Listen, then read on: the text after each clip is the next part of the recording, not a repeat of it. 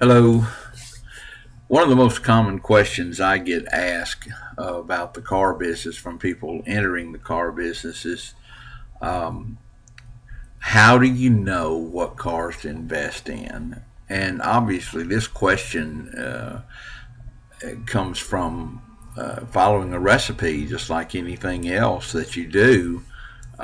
It comes from experience, a lot of experience, obviously, that you'll get, but we've got a lot of tools in place.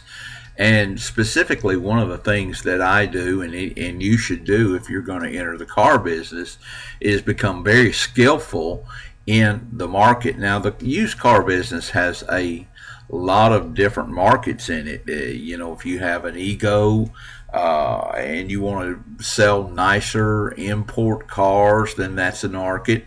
Uh, my main market, and I'm going to show you here a few of the cars that I look at. And I'm in the Manheim website right now. So when you get affiliated with us, you get your Manheim account. And as of right now, there are over 800 vehicles going through this particular sale that I plan on attending um, Tuesday. And you'll notice here that everything that I pick out here is a 2000 Ford Focus, and this is an MMR here. So that gives you an idea of average what that car is bringing out over the sale right now. And I look at cars that are under $3,000. And the reason that I do that, I specialize in a market for parents that may be looking for first time automobiles for their teenage drivers, or I specialize in the person that just needs temporary transportation on a vehicle, that they maybe have a late model vehicle that they just need a backup vehicle.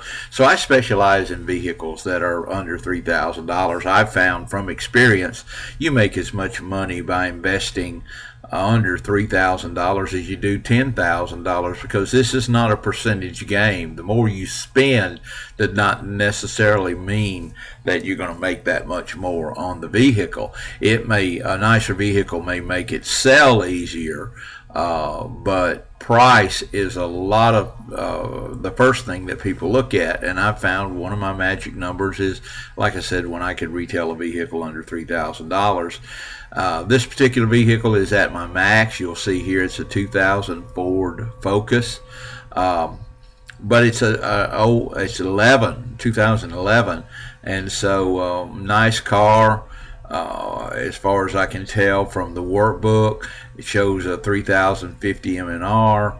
So I'll look at it, even though it's a little above my budget. But this is what I like to do. Here's a 2003 Ford Windstar. As you can see, the MMR, $750 on it. And if you pick that vehicle up and it's running good and everything like that, that vehicle is going to bring an easy $1,500, $2,000 with nothing much more than a wash job or things like that. And obviously, here's a 2004 Chrysler Sebring convertible. It's spring now. We're coming into the spring. It's early spring this time of year. I particularly like convertibles.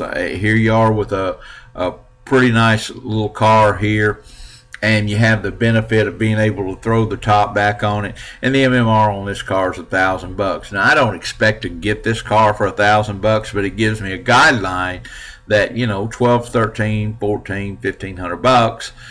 I may be able to buy this car. Now I'm in my retail price, and I've got the benefits of having the top being able to throw back and still being good transportation. So it offers a little bit of eye appeal. It offers a little bit of emotional power there for people.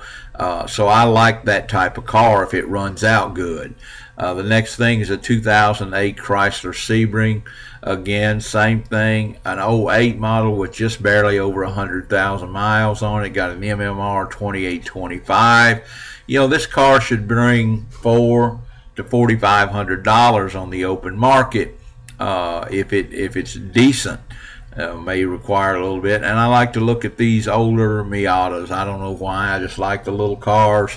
They traditionally go higher, way too high for what I think they are. So I'll just watch it, and if I look up and be able to bid on it and get it for, you know, a couple of $1,000s, I'd probably give that for it. Same thing with this '02 RAV. Traditionally, they're just higher. You know, they don't go through the lanes cheap, but I always stand there and look at them. I know the seller of this vehicle, so it's just something that I'm curious to see what that type of vehicle will bring. Of course, I can look at my post-sale results and find that out, but you can't sell from an empty cart. So my goal is to go down and buy a couple of vehicles. Here again is a 2006 Ford Freestar, again in my price range. As you can see, if you click over here, it's going to show you high 1575, average 1075. So, you know, if it's a nice vehicle, there's no way that I'm going $1,500 on this vehicle unless it is super nice. Now, if it's super nice, detailed out, front line ready, yes, you know, I'm willing to go that for it. But any dollar that you have to spend on the car needs to be deducted from your high MMR. MMR high is just going to tell you, you know, what you need to do. That means front line ready to go. So here's a 1050 MMR on an '02 Caravan. You know, these vehicles, you just can't lose hardly any money on them. You know, on these vans, they'll weigh out in metal $400 or $500. So that's the kind of vehicle I look. I'm continuing to build on this particular trip to the auction. And, you know, if I go to the auction and I can spend $3 grand, and now this is me, and you'll want to understand your circumstances have a lot to do with it. I'm perfectly content being semi-retired and going to an auction and able to turn you know, $3,000 or $4,000 a month in my flips. But then, you know, I go to one auction. I don't spend a lot of time at even that one auction. I don't spend a lot of time. I'm doing this to supplement my retirement income. Now, I know people that are making big money, but they're buying a lot more than I'm buying.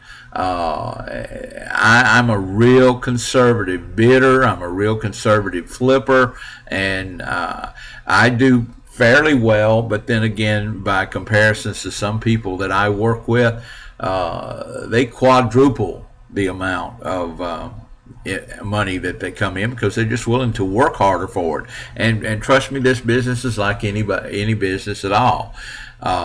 If you're self-employed, the harder you work, the more you're going to make. Me, I'm just very content where I'm at.